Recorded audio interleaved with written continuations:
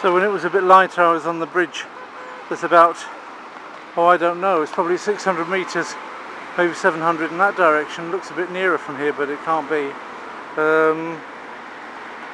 Taking photos up this way, going up to past these buildings and focusing on that. That's why I recognise the street, because I focused on that rather unusual building that I'm zooming up till now. You'll have seen, maybe, or will see that on photos if it's come out nicely enough to showcase. It's probably the photos that I'll be taking. It's nice to photograph off bridges. I like bridges for photography because you're raised up a bit, you get some nicer landscape shots, obviously when there's not things like this in the way, and you get nice landscape panoramas. You can do 360-degree things like that.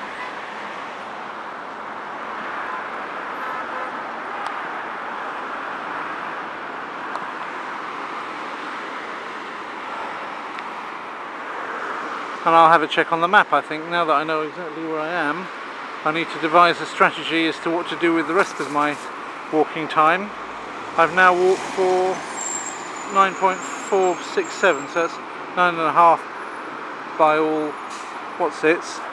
I did last night, I did 15.5, so 9.5 all told together. By now I've obviously done 26 kilometers of walking just in Beijing now. Although I know I can't say that because 1.5 was, well, it was in the airport, so it's still in Beijing, I suppose. In China, more like, or Beijing Municipal District. When I get down to where there's a decent bit of light, so that wasn't bad either. But I'll have a look at the map and decide which way I'm going to start heading towards the hotel from here. That's actually a very nice shot of that building, isn't it? Okay. Well, I seem to have wandered into a kind of Russian mini zone, or like a Russian enclave here in Beijing, which is interesting. Never knew there would be such a thing. Targovy Dom Dunfan is over there. Targovy Dom. Here we've got Magazine Brendovой одежды. Optom I Vroznicu. I mean, my Russian's gone funny. Finding it completely out of context. Китайский табак и ликер. So there's all sorts of things on this side of the road as well. You've got cargo in Russian letters. Ruski multi-brand shop, although multi-brand shops in English. Cargo Baikal is here. So cargo, everything's cargo for. Obviously, this is a place where Russians buy stuff here, like these poor buggers. Kroliki. Привет. Привет, кролички. Привет. And then send them off home to Russia. There's no point in buying them so that you can give them away. Look at this little one here. Hello.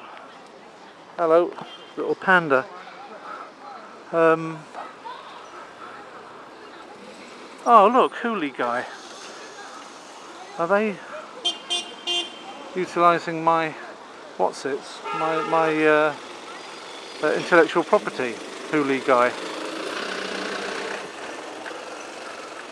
They shouldn't be taking that brand, should they? Not without my consent to do something about this.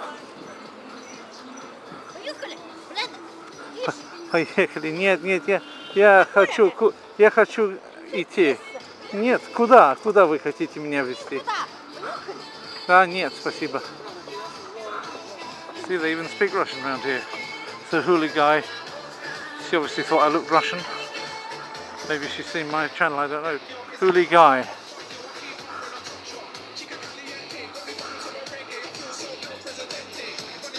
So obviously this is a kind of Russian enclave here. Interesting. Куриный steak, Superman, restaurant Masha.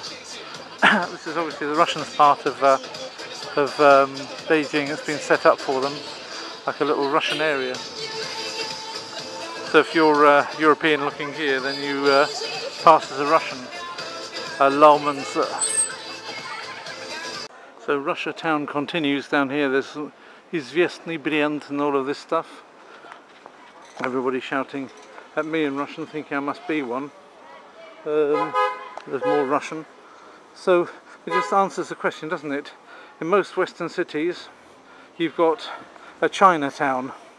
So obviously in China, it's all a Chinatown in a sense. So what's instead of the Chinatown in Russia, in China, pardon me? What's instead of the Chinatown in a Chinese city?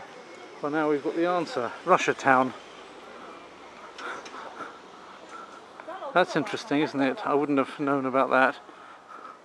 And this is still all Russian letters up here. Bijouteria, the E's fallen off, the E's fallen off rather. Obuf, it's all up there. Shapki. This is where a lot of the goods which end up being sold in Russian shops really come from. Russians don't make that much stuff for themselves.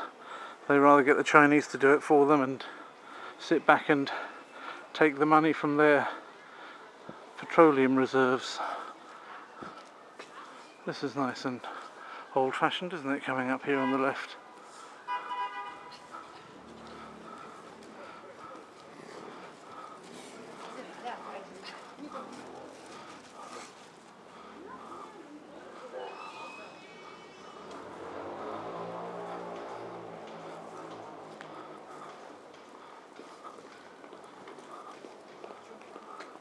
You can tell that's a Russian from the walk.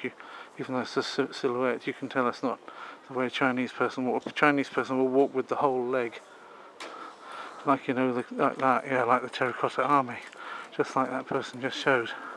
The whole leg swings forward like there wasn't a knee there.